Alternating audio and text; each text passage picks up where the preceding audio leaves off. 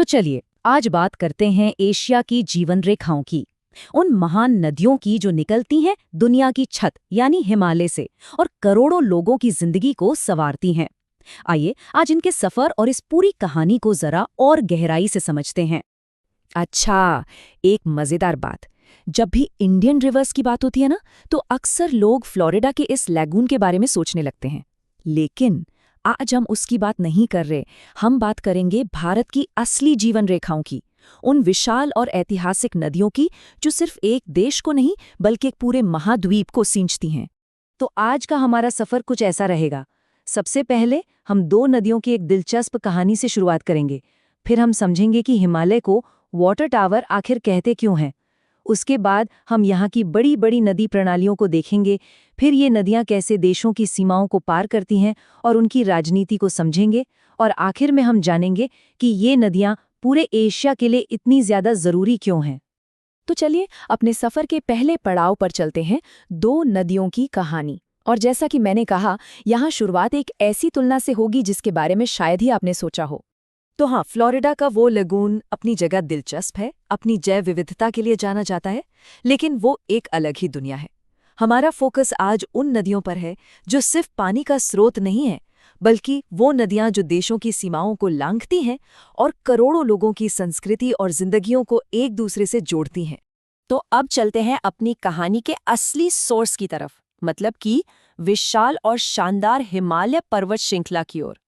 आपको पता है, ये इलाका इतना ज्यादा अहम है कि इसे तीसरा ध्रुव या थर्ड पोल भी कहते हैं। मतलब जरा सोचिए, आर्कटिक और अंटार्कटिक के बाद दुनिया में सबसे ज्यादा बर्फ और ग्लेशियर यहीं पर हैं, और इसी बर्फ से एशिया की 10 बड़ी बड़ी नदी प्रणालियां निकलती हैं। इसीलिए इसे एशिया का वाटर टावर भी कहा जाता है। और ये नाम सच कहूं तो बिल्कुल सटीक बैठता है। ये सच में एक ऐसे वाटर टावर की तरह है जो दुनिया की एक बहुत बड़ी आबादी की प्यास बुझाता है और उनके खेतों को हरा भरा रखता है। अब ये नंबर देखिए, 1.65 अरब। हिमालय से बहने वाले ताज़े पानी पर इतने लोग निर्भर हैं। ये कोई छोटा मोटा आंकड़ा नहीं है, ये दुनिया की आबादी का लगभग 5वां हिस्सा है। मतलब इतने सारे लोगों की जिंदगी सीधे सीधे हिमालय से जुड़ी हुई है। पर एक बहुत बड़ी चिंता की बात है, ये जीवन रेखा अब खतरे में है।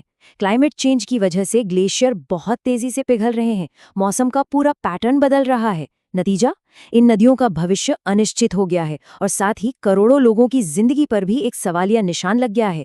तो चलिए अब पानी के इसी सफर पर थोड़ा और आगे बढ़ते हैं और देखते हैं कि ये कैसे दुनिया की 3 सबसे जरूरी नदी प्रणालियों को बनाती हैं: सिंधु, ब्रह्मपुत्र और गंगा।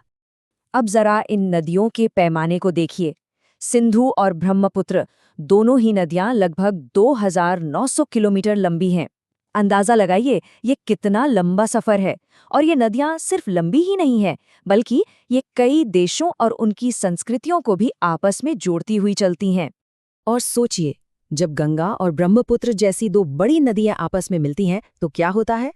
पानी के बहाव या डिस्चार्ज के मामले में ये दुनिया की दूसरी सबसे बड़ी नदी प्रणाली बन जाती है। इससे आगे सिर्फ अमेज़न और कॉन्गो नदियां ही हैं। लेकिन जैसा मैंने कहा, इन नदियों का सफर सिर्फ पहाड़ों और मैदानों तक ही सीमित नहीं है। ये सफर भू राजनीतिक भी है, और इसका सबसे बड़ा उदाहरण हमें सिंधु नदी प्रणाली में देखने को मिलता है। और यहीं से असली चुनौती शुरू होती है। अब देखिए, सिंधु बेसिन की 6 बड़ी नदियां भारत और पाकिस्तान दोनों देशों से होकर बहती हैं। तो अब सबसे बड़ा सवाल ये उठता है कि इस पानी का बंटवारा कैसे हो। ये सिर्फ एक पर्यावरण का मुद्दा नहीं है, ये एक बहुत बड़ा राजनीतिक और कूटनीतिक सवाल भी है। और इसी मुश्किल सवाल का हल निकालने के लिए 1960 में सिंधु जल संधि या इंडस वाटर ट्रीटी पर साइन किए गए। इसका एक ही मकसद था, पानी के इन कीमती संसाधनों को बांटने के लिए सहयोग का एक फ्रेमवर्क तैयार करना। इस संधि ने क्या किया? इसने नदियों को 2 हिस्सों में बांट दिया। 3 पूर्वी नदियां, सतलज, ब्यास और रावी, इनके पानी पर भारत को पूरा अधिकार दिया गया। वहीं जो 3 पश्चिमी नदियां थीं, सिंधु, झेलम और चिनाब, उनका ज्यादातर पानी पाकिस्तान को दिया गया।